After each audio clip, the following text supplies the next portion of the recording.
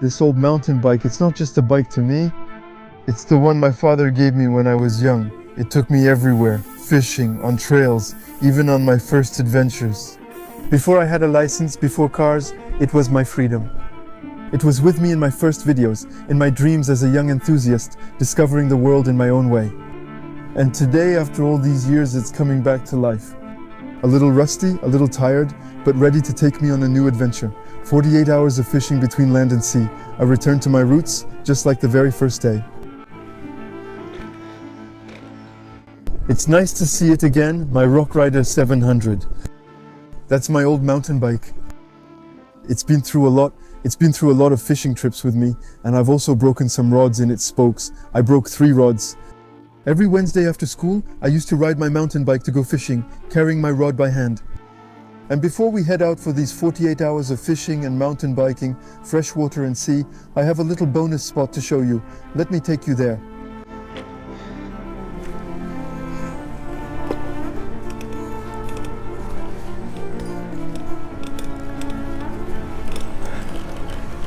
Well, this is my childhood playground. My parents have a small pond at the back of their garden, and it's here that, among other things, my passion for fishing was born. And my little ritual is to come down like this after school in the evening and see if there are any carp on the surface. And there are some really big carp here. Let's put the bike down.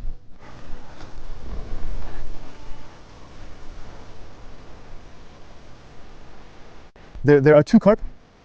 2 carp, including a white aimer. Before, the pond was completely covered with algae, completely overrun with duckweed. And my father, what he did was he looked into it and put in grass carp, white aimer, to actually regulate all the algae that were completely clogging up the pond. And he put in 70 of them, small like this, 20 years ago. Today they've grown a lot, so there aren't 70 of them anymore. There are only a few left, but they're 80 centimeters long, maybe even more. And just now, I saw 2 of them go by. Let's check under the weeping willow, because that's a spot they usually like. Yeah, there. There are 2 grass carp over there. They come to eat leaves blown down by the wind. So now, I'm going to get a piece of bread from the freezer, take a small rod, a little hook, and I'll slip the frozen slice of bread into my pocket.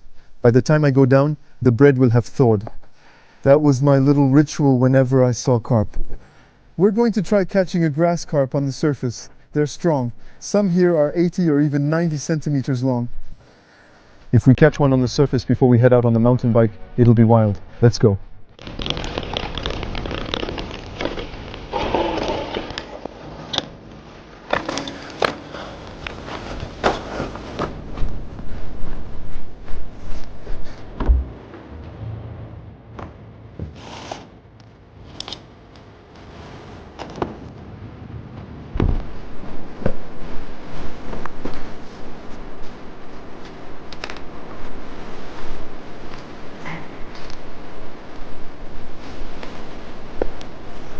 Alright, let's go. We'll check if they're still under their tree. That would be really fun.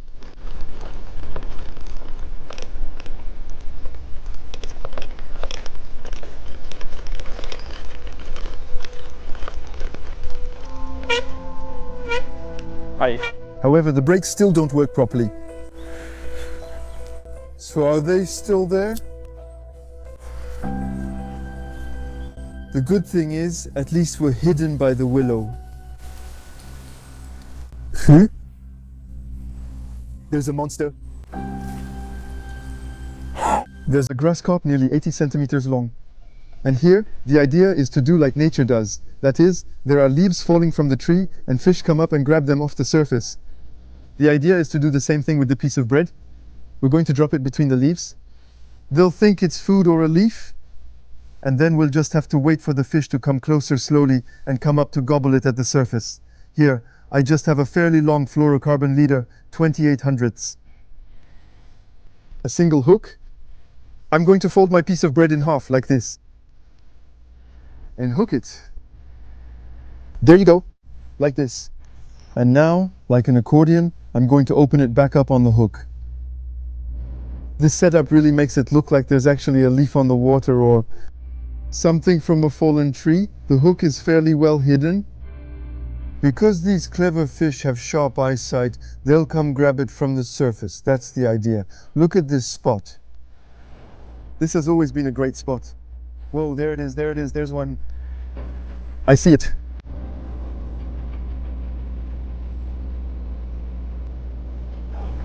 My little piece of bread, it's drifting on the surface. I think I'll stay. I'm going to squat down. I'm going to wait like this.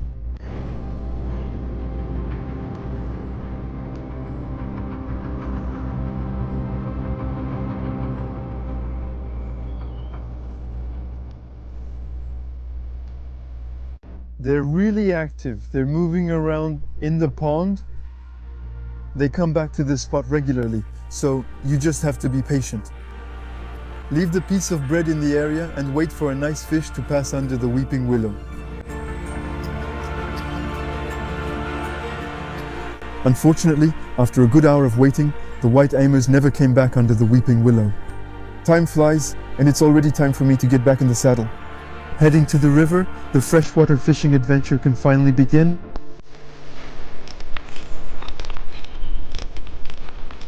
Here I am, finally back on the bike. It feels so good. It brings back only good memories. And now, we're going to ride along the whole towpath, stopping at every marked spot. And right behind you, there's a first little bridge, a short canal section with many aquatic plants, but also barges. And to start, to try to catch some perch, it can be really nice to fish in these structures. Then we'll visit several spots, including spillways. It's going to be super fun. Yeah, it's nice here. It's an area where there are a bit fewer algae.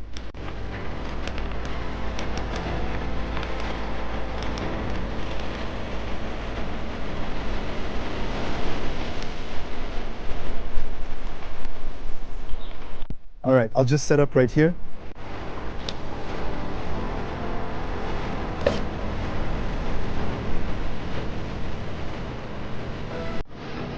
Here, you can see that the whole canal is overrun with aquatic plants. These are the remains from this summer, and right here, the part that's under the bridge, there are a lot fewer algae because it's a shaded area, and that's also where the barges pass through. That will make fishing easier for me. But above all, the structure of the bridge, there are actually concrete slabs that come down, and those are ideal spots to fish for perch. I always like to target structures first. So, I'm going to go behind this little bridge, I'm going to go down onto the slab, and I'm going to work a soft lure along the bottom. I'll show you the technique. Come on, let's go.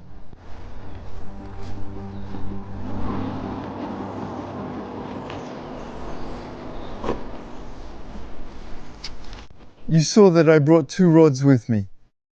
So I have a perch rod that I'm mainly going to use today because we're targeting perch, but I also brought a pike rod just in case. There are some good spots with weed beds here, and if I see a pike, it might be fun to try catching it.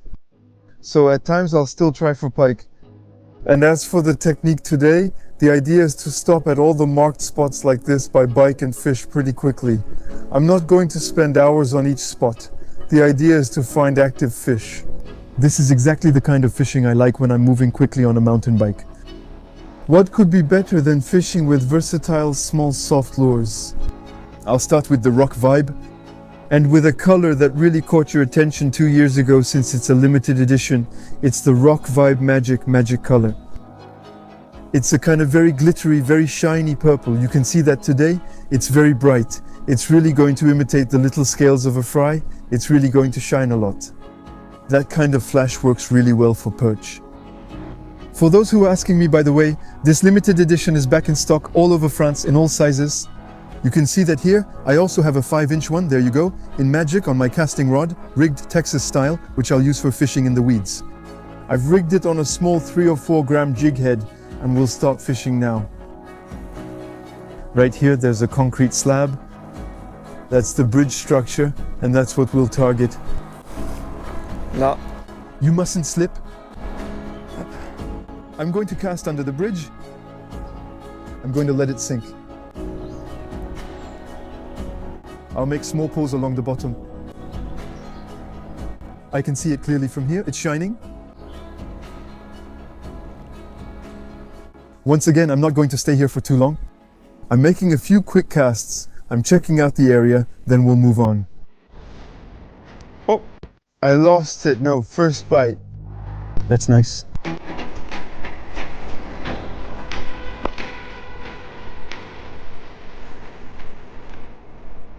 We're nearing the first barges. It's full of algae. The idea is to find little openings where I can drop my lure, because usually there aren't any weeds under the barges. It's very shady, and perch like to hide underneath.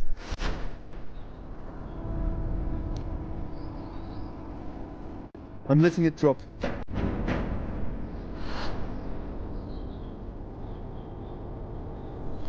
Yes! Yes! Nice fish. Magnificent. Oh, first perch. Magnificent. Oh, that's nice. The marked spot pays off. It has orange fins. The little rock by magic that worked right away. That's nice. That's really what I like about marked spots. Usually for perch fishing, it pays off pretty quickly. Beautiful fish. Come on, let's release it.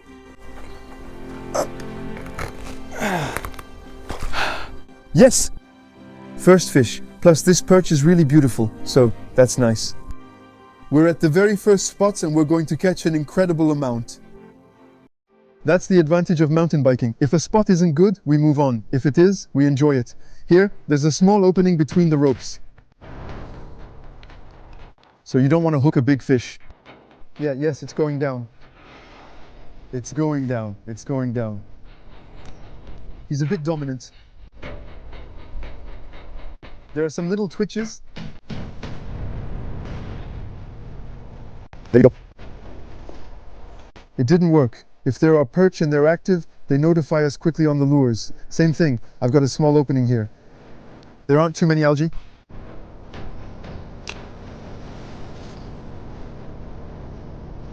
Yes, oh yes. Oh yes. Oh, it's big. Oh no, it got away. It was big. Oh, it was a good 30, maybe 35. I didn't expect that. I'll let it sink back down now. Oh no, I'm really upset that I lost it.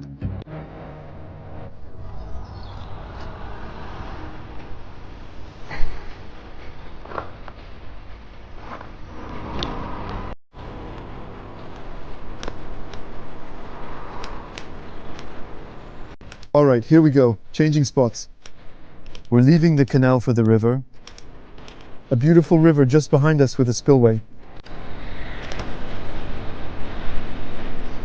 This might allow us to change our technique, maybe even switch to pike fishing.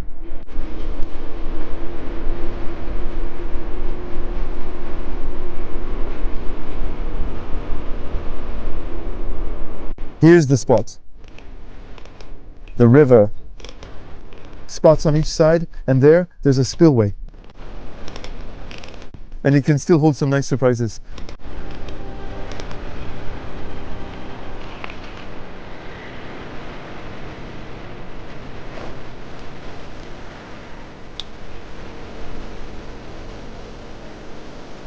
Look at the spot, a water outlet here. There's the spillway under the bridge. Over there are water lilies. Now we've got a real playground here. Incredible.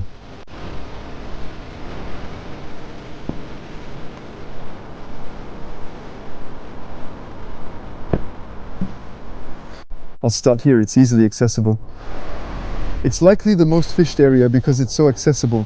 There's a small water outlet and an oxygenated spot right there. Very good.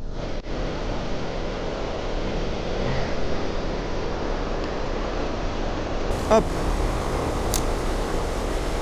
Now, I'm going to let it drop into the oxygenated area. There you have it. Current, depth and rocks. We might even come across other species. We might come across zander. Catfish too. Anything is possible. Especially with small lures like these.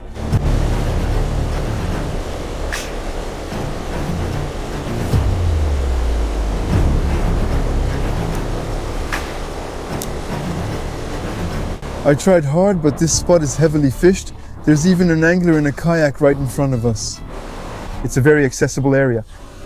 I'm going to make a few more casts, and then I'll go to the other side. There are some areas that are a bit harder to access, but they're just as beautiful. And indeed, that's what I did. Shortly after, I went to the other side to explore the current area and the calm, wild sections filled with aquatic plants. Despite everything, I come across a rather unexpected fish. A small pike. But fishing remains difficult here. It's time for me to get back on my bike and go look for a new spot. Maybe a more active area with more fish. And I'm taking advantage of this moment while I'm on the move to speak to you with an open heart. It's not something I do often on the channel, or even ever. And I've really been questioning things lately. For those who don't know, YouTube has been my full-time job for over 4 years now. Now, we're a great team. There's Alexandra and Pierre, who are behind the camera and editing. So it's an amazing adventure. We're lucky to make a living from our job. But there's also a demanding video schedule. YouTube is always pushing for more, always going bigger. And over time, we get caught up in huge projects that require a lot of resources, a lot of organization, a lot of logistics. And as time went on, I actually enjoyed doing this kind of project less and less. That's why I'm on my mountain bike. To get back to much simpler things. It was silly. I stopped letting myself fish for perch. Because I had gotten it into my head that since it's a smaller fish, it's a less impressive fish, so it wouldn't do as well on YouTube. It's completely silly, but that's how far it went. That's why I've been doing a lot of soul searching lately. I hope this return to basics makes you happy. There will be more and more videos that are much simpler, which obviously won't be any less good, but much simpler in concept. And there you go, that makes me... It was important for me to talk to you about this. It's not the kind of thing I usually do, talking to you like this about these little issues. I think these are problems that a lot of content creators, especially on YouTube, end up facing at some point. And the most important thing is to realize it at the right time. Alright, here we go. Let's get going. And we're going to find a nice spot.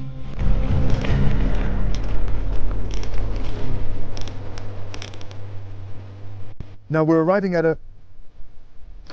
an amazing spot. We're arriving on a small island. Oh wow, it's really beautiful here.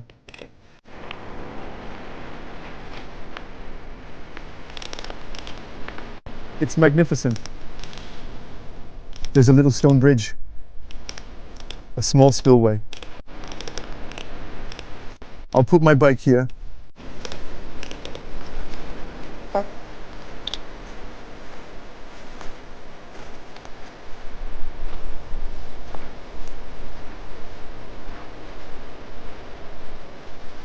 Oh yeah, this area really has potential. There are small patches of water lilies. Rocks line the edge with some weed beds. And over there, there's a small spillway with water flowing out. It's very beautiful. We're going to try making a few small casts right in front, among the rocks.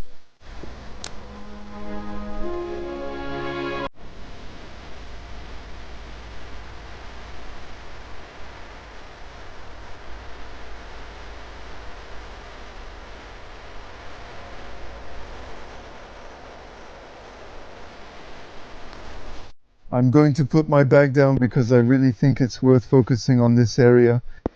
I'll try casting to the other side now. There's that small spillway. It's an area that's a bit inaccessible for fishermen. You have to cast pretty far, pretty hard, and be precise enough to get between the rocks. Also, there's a bit more water over there.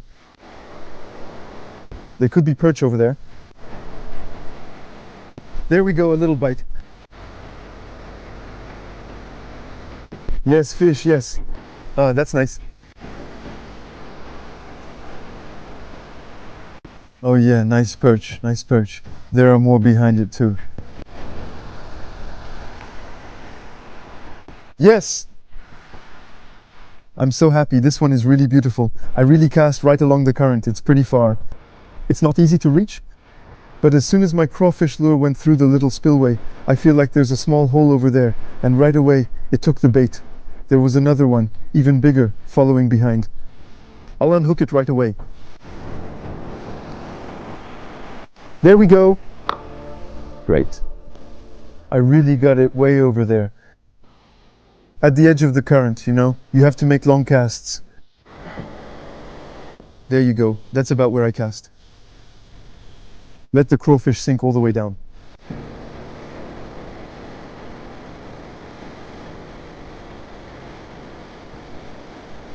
Oh yes.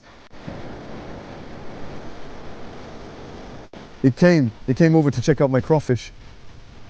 Oh yes, fish, yes. Second one. There's a little hole over there. That's still a nice one. Same size, maybe even bigger. Oh no, she's just feisty. She's very feisty. Yes. Come on, beautiful. That's nice. The little spot is really good. You really have to whip it. I'm not bad. Yes, fish. Yes. Magnificent. Oh, that's pretty.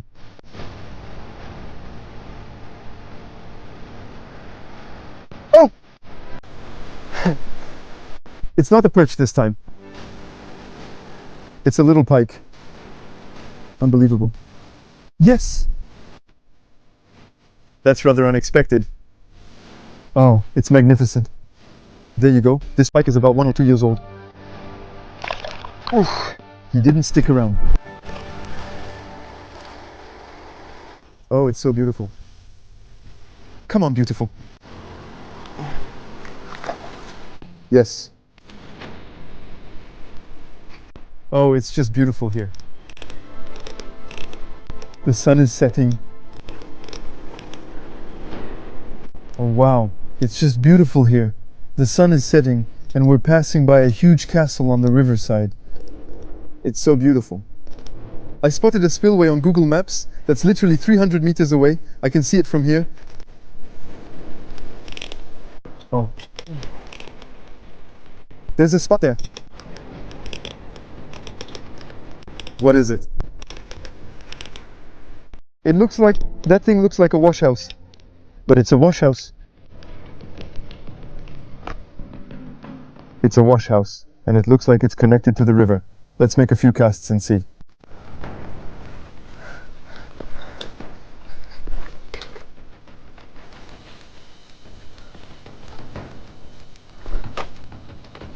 Besides, it's connected to the river. So there could be fish. I'm going to put down my bag. We're going to try to be discreet. The water looks pretty clear. There's a little outflow over there.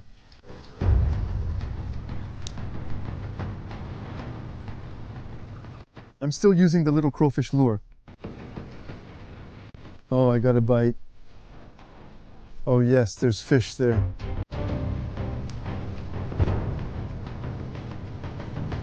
Yes, fish. Yes. Magnificent. Oh, it fights well? What is it? It's a perch. Yes. Incredible in the washhouse, you know. She has amazing colors. She has exactly the same colors as the crayfish. I think this is a first for me. It's the first time I've caught a perch in a washhouse. So it's connected to the canal behind, but still, you know, I'm so happy. And I think there are more. We'll put her in the net. And there you go, great, that's what it's for. We'll do a few more casts in the tunnel.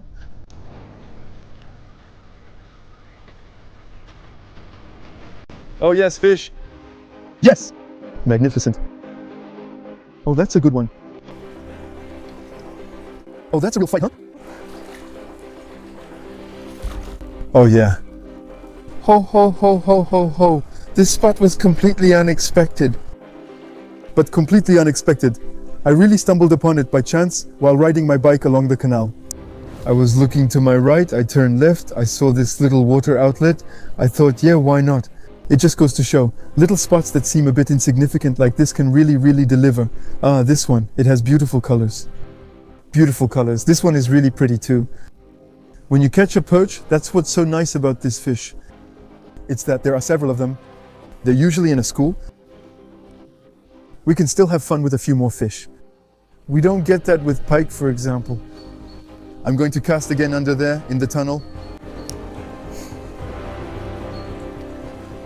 Come on, is there another one? A bigger one, maybe? It's completely slipped off.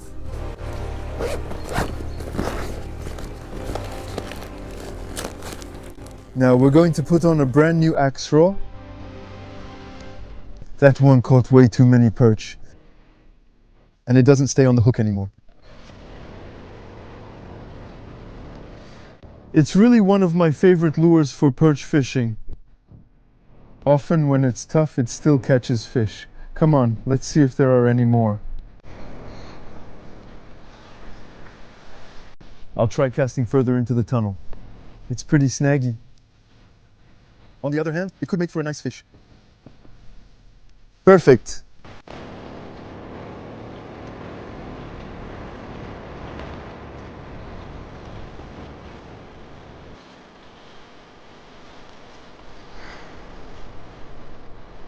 I'm going to walk along the little wall. I see quite a few fry there as well.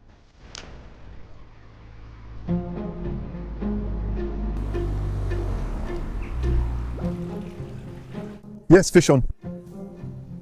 Great!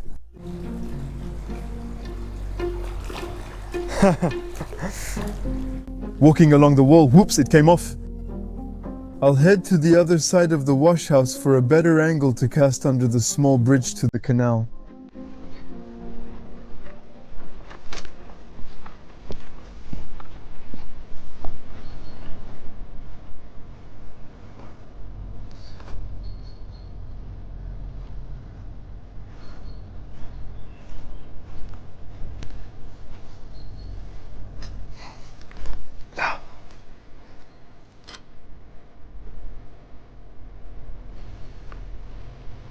There, I'm perfectly positioned now. For sure there must be some in there. There could be some zander there too. In summer when it's really hot, they like to stay in places like this, very dark areas, the cooler spots.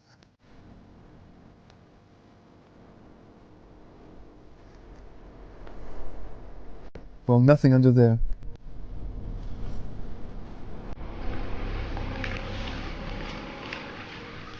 Come on, my beauties. Up! Come on!